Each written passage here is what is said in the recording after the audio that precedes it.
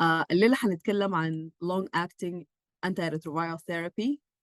I'm going to talk a little bit about the good side of it. We'll talk a little about the bad and the ugly. Just wanted to, say that this data is as of today or maybe last month. Data is really emerging every day almost on this topic, so things might not be applicable a month or a year from now. So let's just take that with the fact that this is a changing topic and an evolving topic. And another Fadl, Professor of Infectious Disease, Medical Director of the HIV Program, Assistant Dean at University of Nebraska Medical Center, College of Medicine. طيب, let's go ahead and get started. I wanted to make some declaration. I have grant funding from ViiV, JSK for implementation science approaches to long-acting antiretroviral therapy. I'm also health equity advisor, board member for ViiV. We're not going to focus on prevention today. This is only about treatment. Prevention is not really my forte, so I didn't want to dig into that data without knowing all the details of it. And many of the slides are courtesy of Clinical Care Options, I should say CCO, or International AIDS Society USA. Both of them have really good slide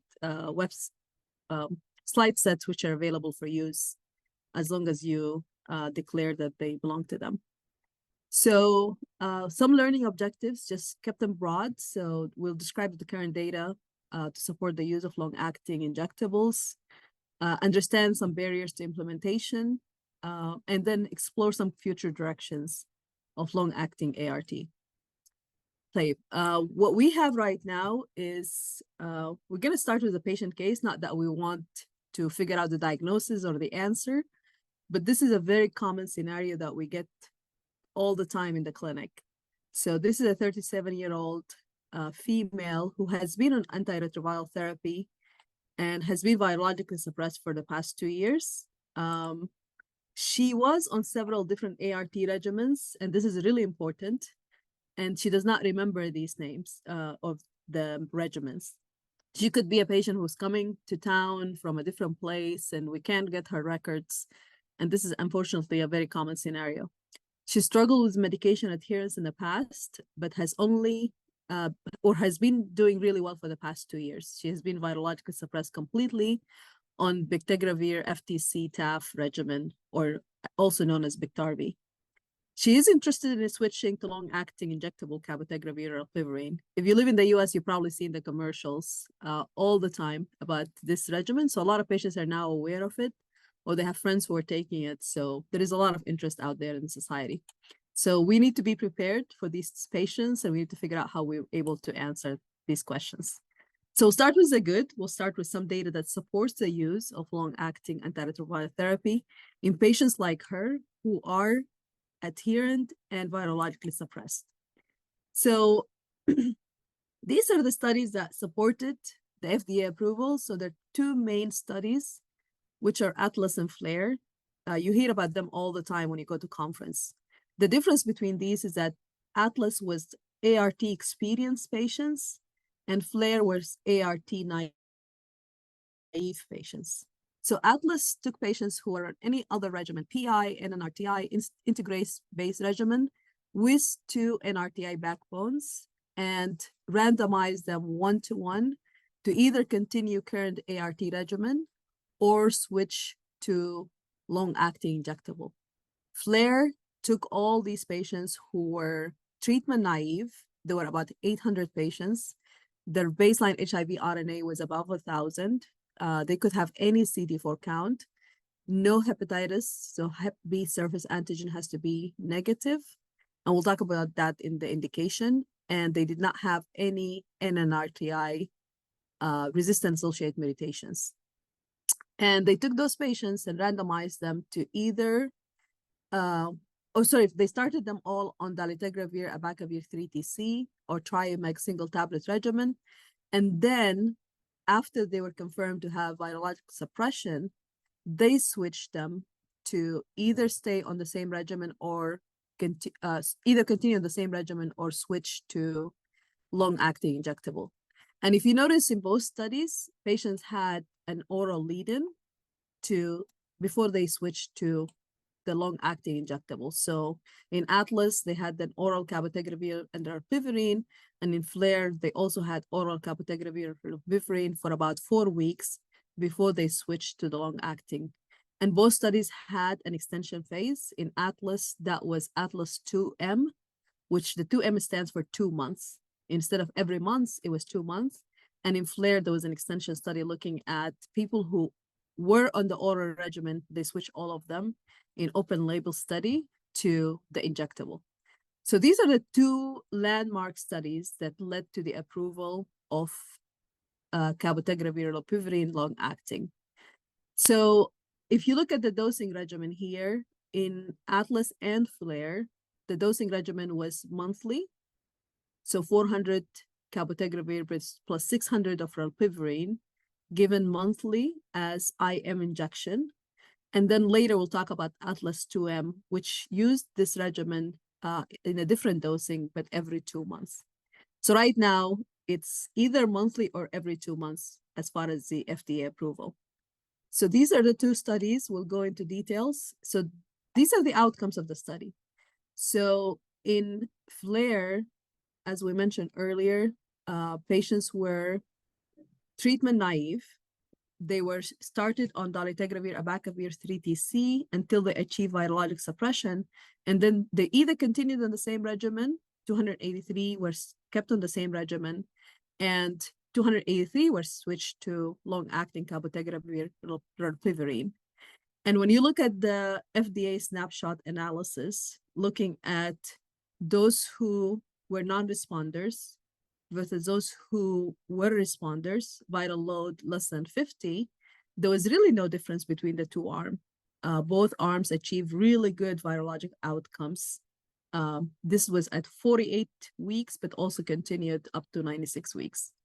Same thing with Atlas.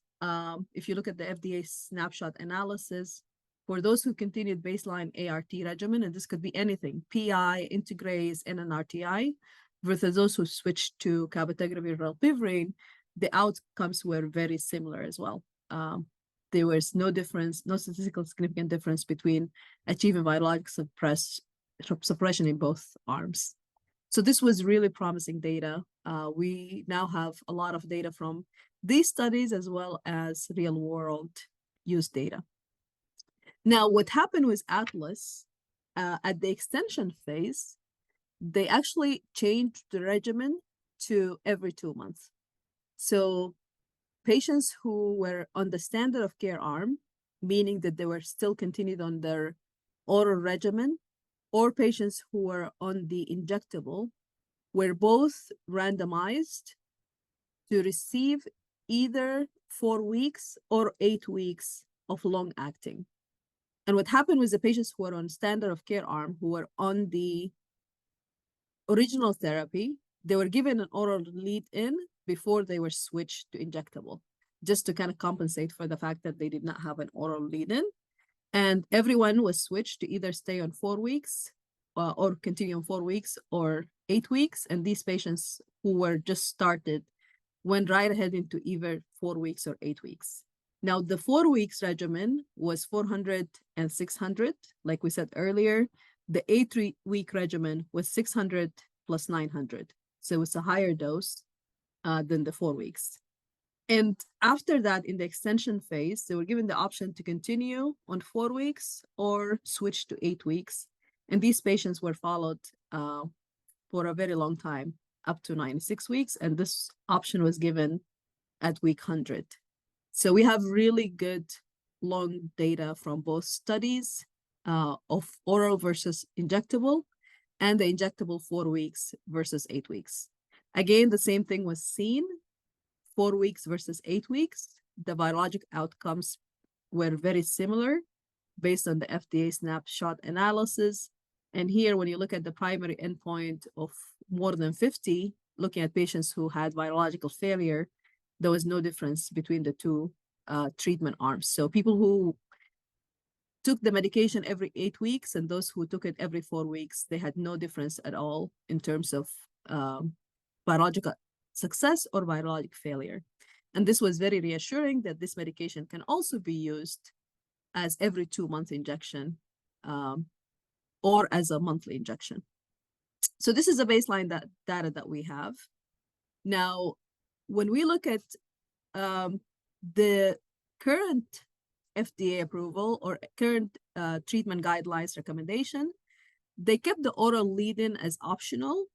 And the reason for that is that there was really minimal discontinuation during the oral lead-in due to any drug-related toxicity.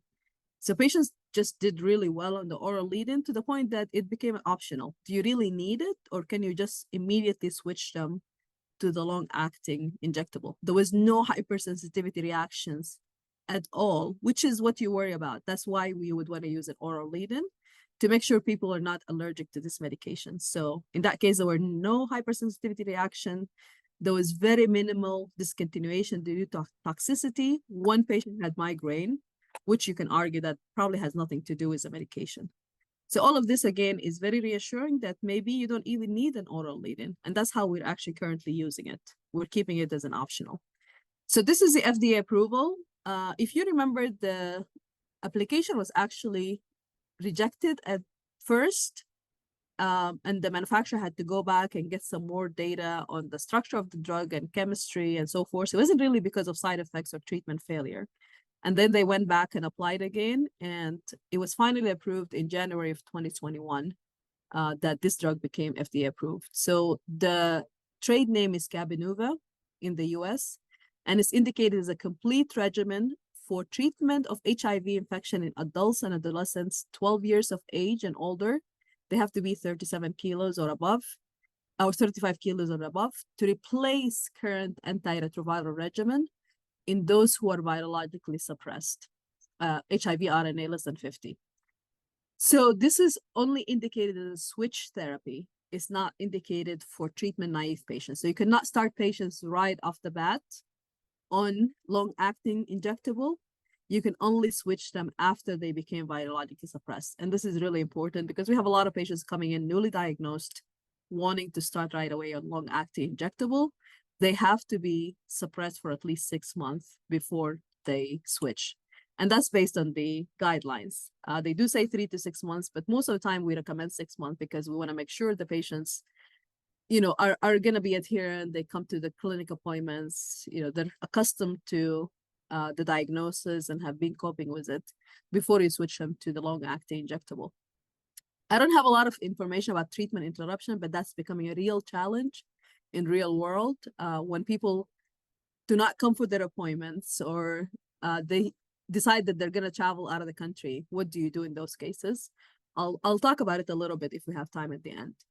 So these are the Department of Health and Human Services treatment guidelines. They do say that data from Atlas Flare and Atlas 2M support that separate monthly or every 2 months gluteal IM injections for long-acting cabotegravir or pivirine can be used as an existent oral regimen after an existing oral regimen led to treatment suppression. They didn't define the duration. They just kind of left it up to the provider. But as I said, usually we use 6 months. Now, they do have to meet these criteria, though. They have to have good adherence and engagement in care, have no baseline resistance to either rilpivirine or cabotegravir. That's really important. And they have no history of prior virological failure, at least in the recent future, and do not have active or occult Hep B infection. Unless the patient is receiving another Hep B active regimen, and in this case, it cannot be an antiretroviral regimen. It could be something like entecavir, for example. Patients also should not be pregnant or planning to become pregnant, although that's kind of arguable that if they're on the medication and become pregnant, do you really need to do anything? Or if they're planning to be pregnant, should you not use it? That's kind of controversial at this point, but we just don't have enough data in pregnancy for the guidelines to say you can use it. They should not be receiving medications with significant drug interactions with either the oral lead-in or bridging therapy. And there is a good list of medications available on the guideline webpage. You cannot use these medications with cabotegravir or pivirine. As I mentioned, oral lead-in is an optional and based on provider-patient discussion. So we just kind of leave it up to the patient to decide whether they want to be on an oral lead-in or not. Okay, so then this is the dosing regimen. So again, optional oral lead-in for both drugs. If you use it, you should use it for at least 28 days. And the dosing is 30 milligrams for cabotegravir once daily with meals and 25 milligrams once daily of rilpivirine with meal. And you use them both at the same time. Rilpivirine needs acid for absorption. That's why we recommend using it with meal. Then after day 28, the next day when you're supposed to give it orally, you switch them to the IM injection. And this is for the monthly dosing. So you start with 600 of cabotegravir and 900 of rilpivirine. And if you notice the ml of these, this is actually a very large IM injection. This is not a small dose. So it is associated with a lot of injection site pain, but most patients get used to that after a while. So 3 ml of cabotegravir, 3 ml of rilpivirine, and usually they're given on each side. There is a Z strap type of injection. So you hold the muscle and you put it in a Z type of injection. That's kind of a recommended gluteal injection anyway, but it makes sure that the medication gets all the way to the muscle. It doesn't stay in the sub-Q fat area. Now, after that, you continue it just monthly with a lower dosing, which is 400 of cabotegravir and 600 of rilpivirine. So it becomes 2 ml if you use it monthly. And that's the dose that's been studied in the clinical studies for monthly. If you're going to use it every 2 months, it's a little different and a little tricky at first. So you still have an oral lead-in as an optional. And then on the next day of the oral dosing, you switch them to the kind of the higher dose, almost like a loading dose. And that is 600 of cabotegravir and 900 of rilpivirine. Now, if you're going to keep them on Q2 months, you still have to give them an initial dose at 1 month. So the first dose is month 1 and the second dose is month 2. And then after month 2, you switch to every 2 months. So if you over a year, the first year, they will get actually 7 doses, not 6 doses. So just keep that in mind that their second dose is actually going to be month 2, not month 3. And that's just to kind of make sure that they have enough loading doses. Now, at month 4, that's when you switch to the every 2 months. So this is all the clinical data that shows this treatment. It works. It does a good job at controlling HIV at 48 weeks and 96 weeks. So we have a lot of good clinical data, but also what's really impressive that there is a lot of preference. There is a lot of studies showing patient satisfaction in the Atlas and FLAIR at the end of treatment. Patients were highly satisfied.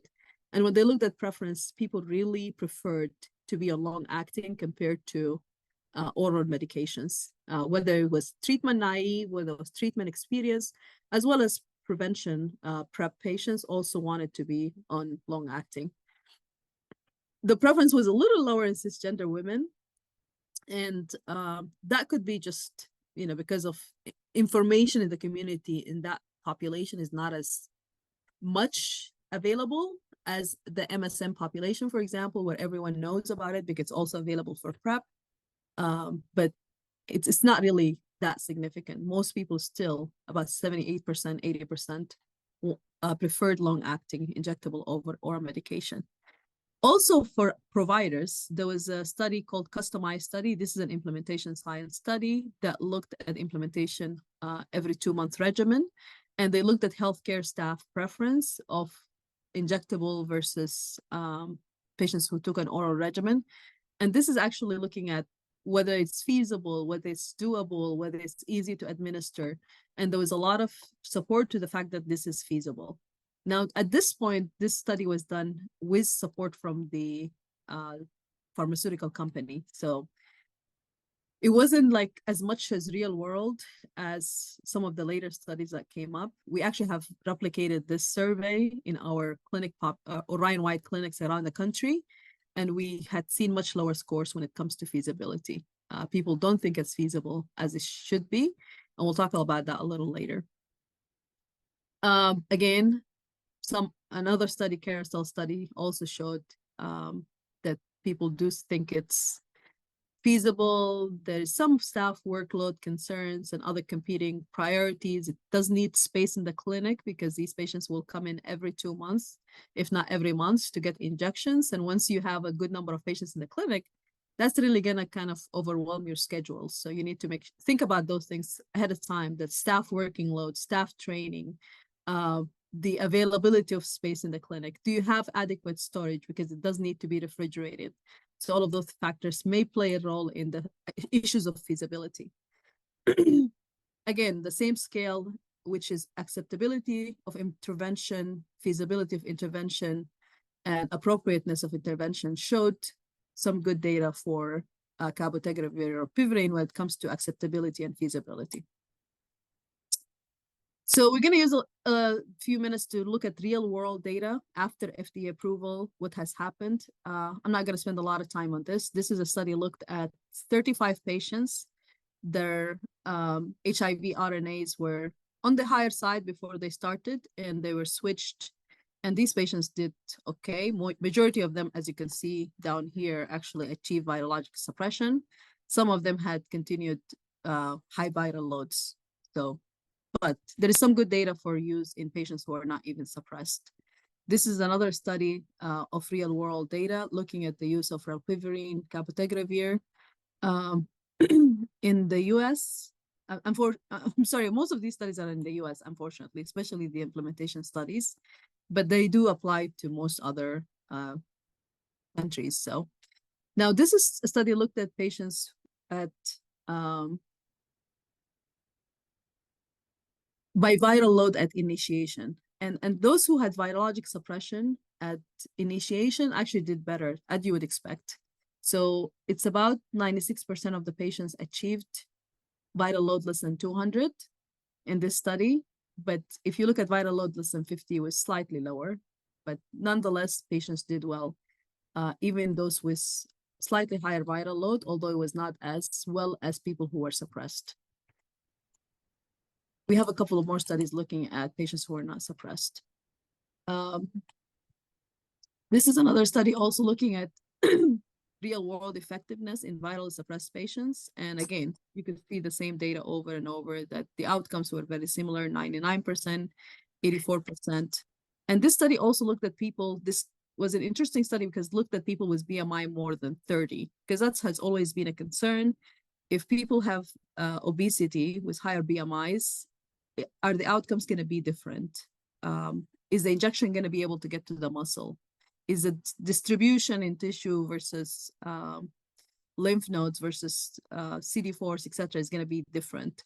And this study showed actually no differences, regardless of what the BMI is. All virologic suppression was pretty similar in all groups. So even patients who we didn't know their BMI did okay. There was also studies looking at representation, high representation of women, people of color. So even if you think about diversity of use, in many of the studies, there was good representation of women, not as high as you would like it to be, but at least 30% of patients were women in some of the studies, and they still did well. People of color also did well on these studies. Now, if you think about non-adherent population, now, as I said, the FDA approval was only for patients who are adherent, have been on antiretroviral therapy, stable regimen for 3 to 6 months, and have virological suppression. There was a study that was presented at CROI last year by Monica Gandhi and her group. And this study looked at patients who are seen in the San Francisco Ward 86. And a lot of these patients were unhoused or homeless. And even in that population, they actually did well when it comes to virologic suppression.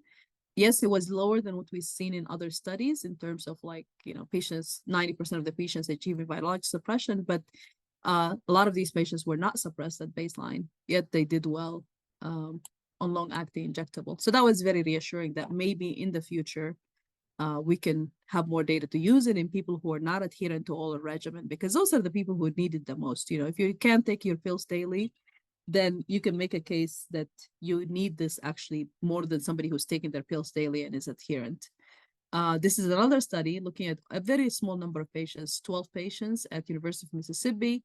They followed them for up to 17 months, and uh, a lot of them, even though they were not adherent to oral medication, they actually did come at the time for injection. They were very adherent to their visits. And all patients with HIV viral load less than 50 um, within 3 months of injection. So they did really well. They didn't see any virologic rebound in this study. Now, in our own clinic patients, we have about 50 patients now on long-acting antiretroviral therapy. We haven't really seen any virological failure, but we did see some low-level viremia, which was kind of interesting. None of it has been so significant to where we need to worry about resistance, but that raised some red flags that is this something we need to think about? And there is some interesting PK data that shows that maybe relpivirine levels taper down with time before the 2 months, but there's a lot of hypothetical thinking at this time. So one of our pharmacy fellows is actually doing a PK study to look at that question. This is a long-awaited study that has not come out yet. So this is actually looking at long-acting to improve treatment success in daily life. So the exact same question I talked about earlier. How about patients who are not biologic suppressed? How about patients who are not taking their medications? How are they going to do on long-acting injectable? So this study is still enrolling. The target enrollment is 320, and we're waiting on that. So patients basically, they either stay on standard of care, taking at least 2 active antiretroviral regimen versus switch to long-acting injectable. And then at step 2, patients are all going to be kind of crossover between the long-acting and the standard of care. And then at step 4, patients who are biologically suppressed are going to be switched to long-acting antiretroviral.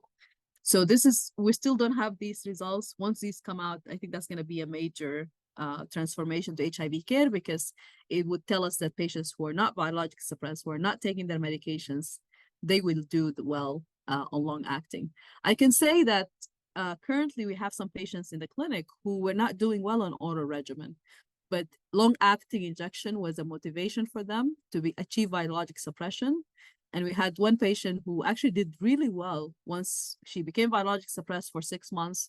We switched her to long-acting, and she's currently doing really well on that, coming to her appointments on time and adhering to her visits, and has been virologic suppressed, which is really nice. So we use that as a motivation, that if you become virologic suppressed, we can talk about long-acting. Okay, so we'll use the next few minutes to talk a little bit about the issues that we had seen in some of these studies, which is mostly resistance. So unfortunately, people who fail are at high risk of resistance. And it's not a lot of patients, it's only 1 or 2% in the study, but that's enough to raise some flags, because if you become resistant, especially to integrase, that's going to be a big problem. So this is confirmed virologic failures, CVF, in some of the studies. So Q48 in Atlas and Atlas 2M and Flare, there were about 11 patients, still was very low, 1%, but that's also 11 patients. So, and these are in controlled trials. So very good conditions for adherence, highly selected population. So that kind of tells you what's going to happen in the real world if this happened in the study. Overall, the virologic failure was quite low. If you look at both Atlas and Atlas 2M, Q8 and Q4, but it still was 23 patients. So to be taken with some caution. Now, there was a comparison between Q8 and Q4 to see if that makes a difference, and there was actually no difference at all in both of them. Yes, the virologic failure maybe percentage was a little higher, but it didn't meet statistical significance. But I want to draw your attention to resistance. Look at relpivirine resistance. You know, a lot of the patients who failed had emergent resistance, you know, E138, Y181C, Y188. So some, what I would call nasty mutations. Same with integrase, which is really concerning. So Q148, N155, E138, all of these are significant integrase mutations that will lead to resistance to other integrase. So that's a really concerning factor, that, you know, people who fail, they may end up with, a lot of them with relpivirine, but some of them also with integrase mutations. So in terms of treatment emergent resistance, this was presented, I think, at CROI a couple of years ago, and looked at what are the factors that were associated with this. And a lot of the patients had the HIV-1 or A1 subtype, which is predominantly present in Russia. So if you look at the sex of these patients, didn't really matter. But what's very significant is the subtype. So a lot of the patients had A1 subtype, and those patients, some of them actually had baseline resistance. This is a rilpivirine mutation. So many of them did not, but some of the patients had a baseline mutation, and those with failure did have NRTI mutations. For the majority of them, some of them had integrase mutations, like we said earlier. So that's, interesting. So now we think about that when we start patients, especially if we don't know what they had taken in the past, like the patients we presented earlier, she is now suppressed, but she had been on multiple regimens in the past and had treatment failure, and she didn't know what she had.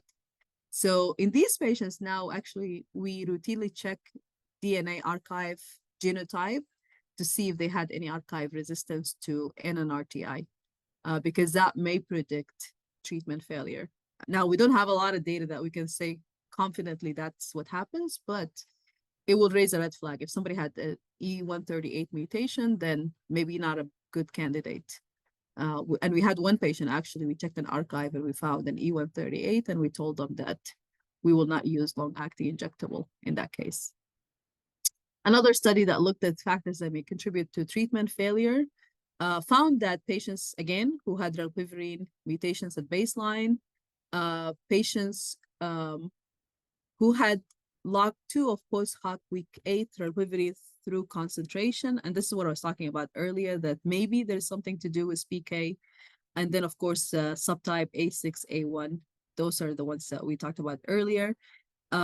This study also found that BMI more than 30 could be associated with treatment failure. So that's also kind of raising some flags right now. In those patients with BMI more than 30, should you use monthly dosing versus 2 monthly? Should you use an oral lead-in in those patients? Because another analysis found that people who did not have an oral lead-in may be at higher risk for failure. So these are all unanswered questions. I mean, we do have some answers, but not complete answers at this point. So it's better to be cautious. If somebody had baseline resistance, archive resistance, if they had a higher BMI, if it has some issues with treatment adherence, if you don't know where they're coming from, those are things to be concerned about in these patients. All right, so we'll talk now about the problems we're encountering. Now that this medication is approved, we're having a lot of hard time implementing it. It's not as easy. The drug has been approved since January 2021. We were one of the major sites for clinical trials. Dr. Swindles was the first author of the NEGM study and presented the study at CROI, etc. So we had a lot of patients already on clinical trials, and we had really good experience. Our research nurses knew everything about the injection and implementation, yet we were not able to actually implement it under the commercial drug until like May 2022 or something. It took us more than a year to be able to switch patients to the commercial drug. And that's even in clinics. All right. If you could mute, please, thank you. That's even in a clinic who had a lot of experience, we had that problem. So imagine if the clinics didn't have experience or didn't have enough staffing or a small community-based organization. So this is basically the kind of the pathway. It starts from patient selection or patient interest or the patient provider discussion that this is a good, this is a good candidate patient for this medication. Then you have to track patients. You have to make sure they're coming for their administration. There is issues related to billing and reimbursement, especially in the US. That's a big challenge. Coverage and whether there's access to the medication. There is also site logistics and readiness, like we talked about earlier, staff availability, staff training, storage for medication, space to implement the medication. So there's a lot of things. But of course, you want to start with the patient. Is this the right patient? Is the patient interested? Are they suppressed? Can they become suppressed, etc. before you go to that. Now, I'm not going to spend a lot of time on this because this is mostly US issue, but just know that there is 2 different pathways or different ways to get the medication. You can either get it via the clinic or you can get it via the manufacturer. Patients who need help with co-pays, etc., there is manufacturer available assistance for them. ViiV has a very nice website that you can go to and determine eligibility of patients to get the medication. I don't really know how long that's going to last, honestly, because there is a lot of demand on that. So we'll see. Now, there is different ways, and this is a slide by our pharmacist who had a lot of experience in this. And you can either get it as what they call buy and bill. So clinic gets it directly from the distributor, or you can get it as what they call wide bagging, or you can also have an alternative site. It might be implemented in a pharmacy or at an infusion center, etc. Now, the difference between these different things is that you can either bill it as a medical benefit or bill it as a pharmacy benefit. And these are very different, actually, in the way they work. Initially, I wasn't really sure why this matters, but if you bill it as a medical claim, you have to go through the medical side of prior authorization. Pharmacy claim, you go through the pharmacy prior authorization. The clinic still will get administration charge. So the nurse who administers the medication can charge for that administration, but that's really not that much. It's a few $100s. The medication, however, itself, it's pretty costly. I mean, same as the cost of oral ART, but for clinics to order it directly from the distributor, unless the clinic has a good budget to start with, it's going to be a problem. It's also very profitable, actually. So most clinics in the US who are implementing this as a clinic buy and bill, they're making about $2,000 per injection. So if you have one patient who gets 7 injections the first year, that's $14,000 per patient. So it's pretty profitable to clinics, but you have to eat that cost initially before you begin to get the profit, which takes about 90 days generally. This is our own algorithm and I'm not even going to go through this. I just want to show you how complex this is. This is made by one of our research nurses who is basically our project champion for implementation of cabotegravir in the clinic. We're also implementing the same treatment at a rural site. This is a grant that we got from ViiV. And you could also see there is a multifaceted implementation strategy, looking at patient, looking at site, looking at staff, training, telehealth, case management. There's so many factors that you need to put into consideration when you're implementing this. So it can, even though it's profitable to the clinic, it can actually become costly to implement, especially if you're looking at patients who don't live close to the clinic. Where are they going to go to come every 2 months to get the injection? You know, some of our patients travel 2 or 3 hours to come to the clinic. It's not very feasible to them to take to come every 2 months to the clinic, take time off work, etc., etc.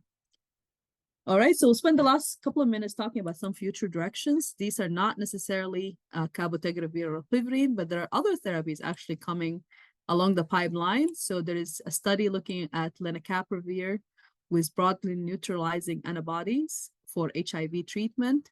And the exciting things about this is that this can actually be twice yearly injection. So patients will only get it every 6 months. The phase 1, phase 2 data so far is really promising. I mean, of course, being phase 1, it has very small number of patients to look at safety, but that has been quite promising, at least, you know, in terms of safety and some preliminary outcomes. And that's really exciting. A lot of patients are waiting anxiously for this. It's going to take a few years before we find out. There is also another study looking at islatravir with lenacapavir, and this is also might shed some light on whether we can use that in these patients.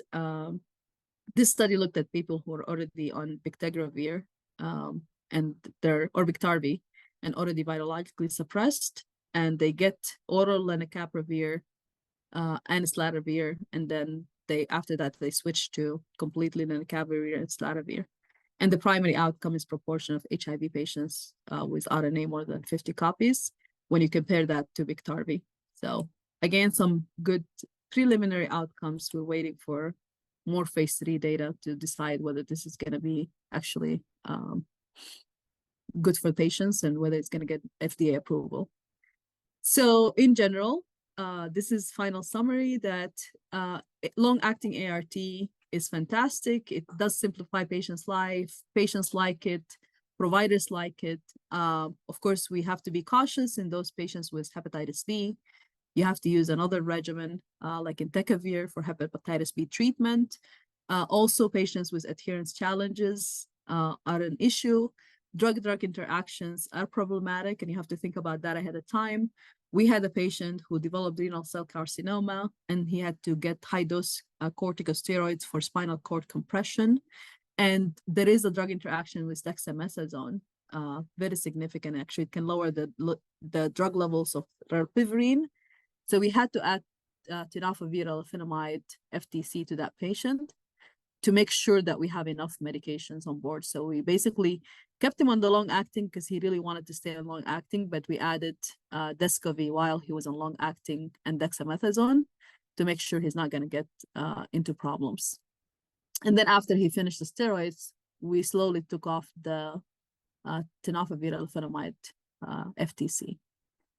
There is a lot of growing real-world data, even in patients who are having adherence challenges or are not virologically suppressed. As I mentioned, there is a study that we're awaiting anxiously to see if it can be used in patients who are not adherent.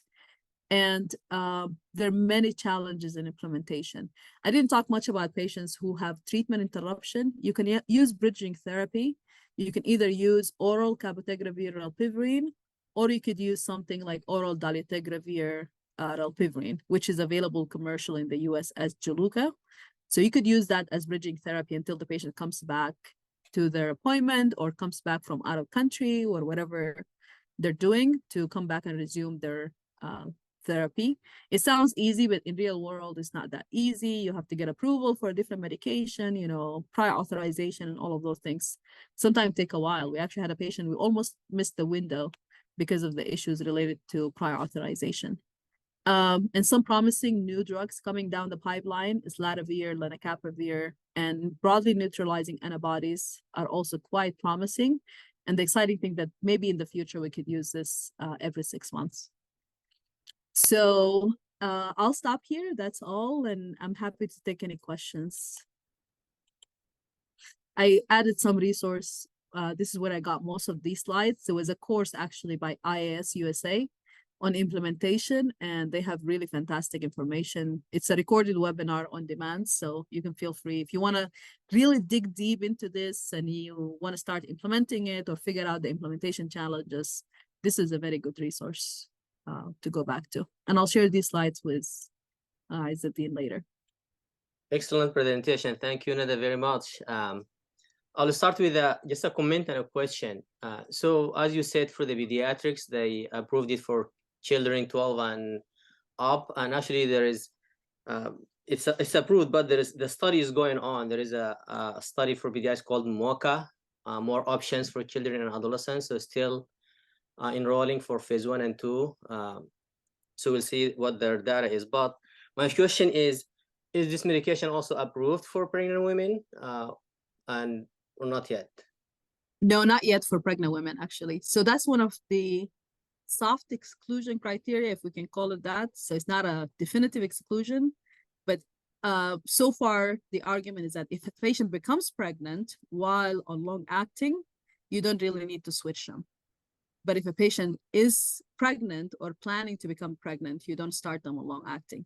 So that's kind of where we stand right now. But there's not a lot of data obviously yet, but the orals are been available for a while. Cabotegravir is very similar to dolutegravir in terms of the chemical composition of it and side effects. So we don't really expect much difference between that and the dolutegravir.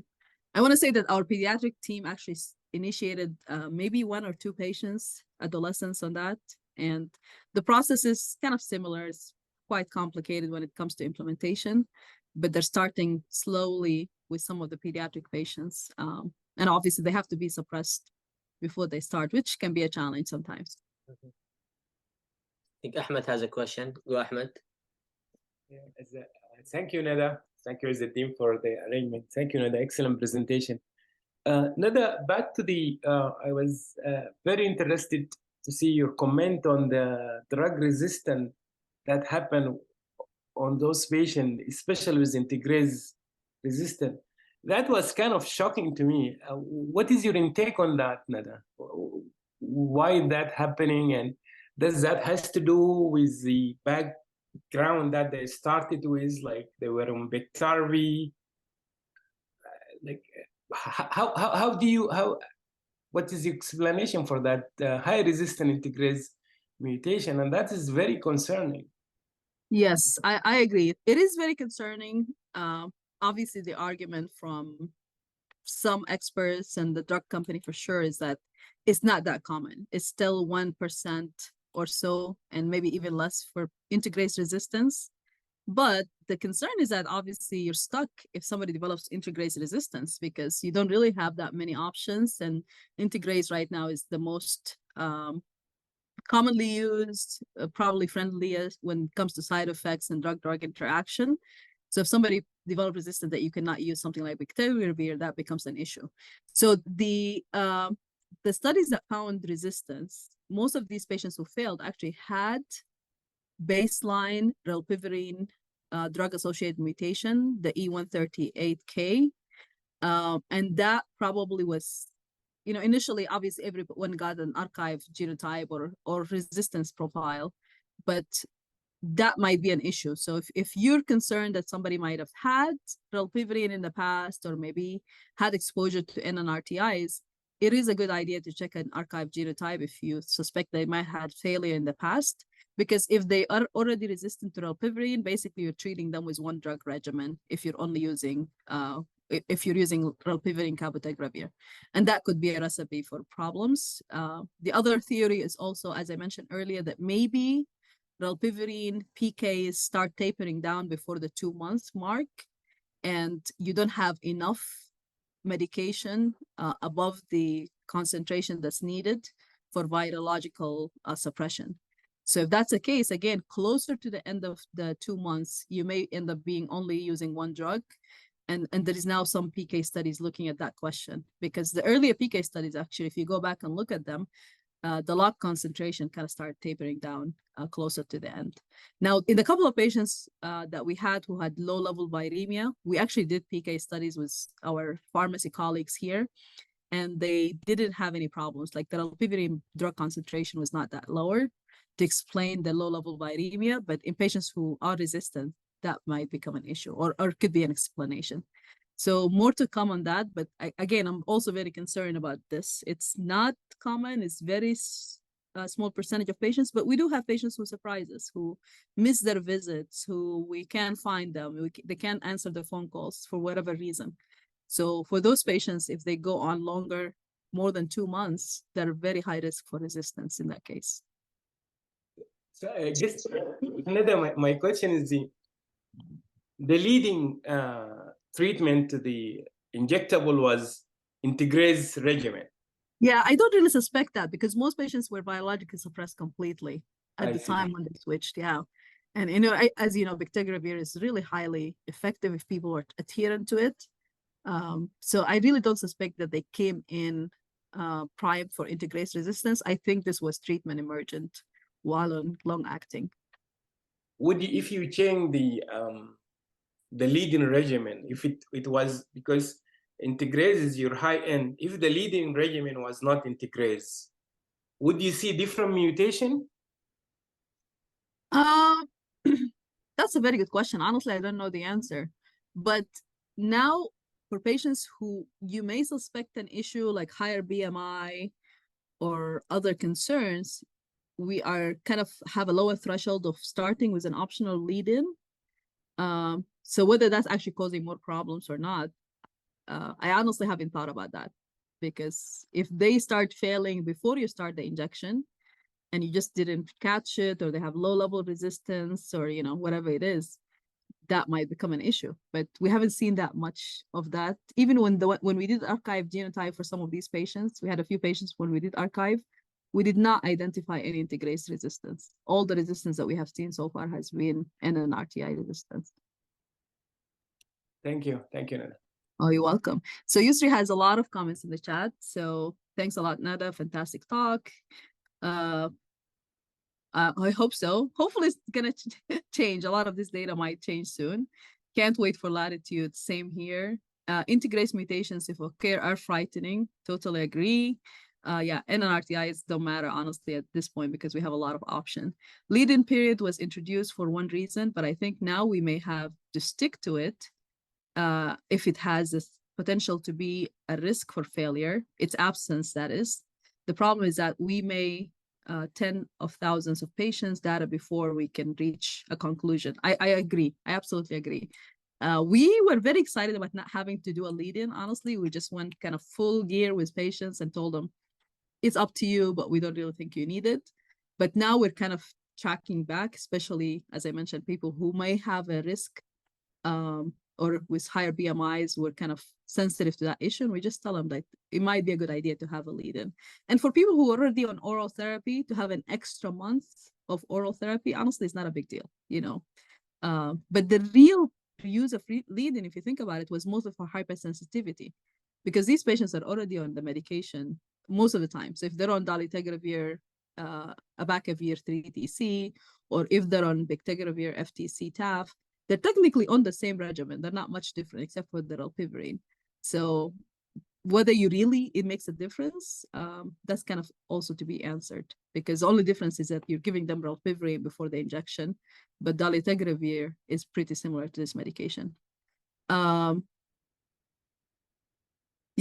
and that's kind of what I'm thinking too. Another great question to make me think of lead-in thing. Yeah, so I think a lot of people now are kind of a little more concerned than they were in the beginning, that maybe we should offer oral lead-in to patients, especially if we suspect there might be an issue. Now, also think about the archived DNA, and usually you know more about this than I do. It's not always accurate. It's not always as sensitive. There's so many things in the middle that might change that. So does it really detect everything that's there with that patient? We don't know, because when was that mutation archived?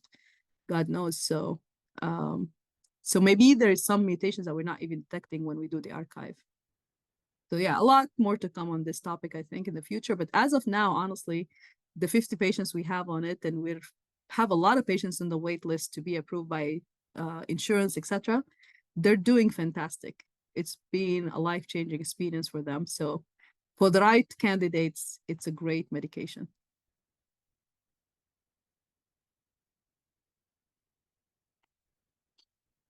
Assalamu alaikum, Dr. Nada. I really like your lecture, and I have just inquiry about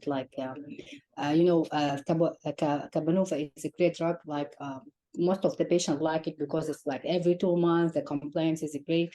But for them, for the doctor, there is a difference for the high risk patient to be on oral ARTI versus the injectable one. I mean by high risk, the patient who is sex commercial and men who have sex with men. Yeah, no, so all of these studies, actually, the majority of the population was men, and a very high number of them were men who have sex with men.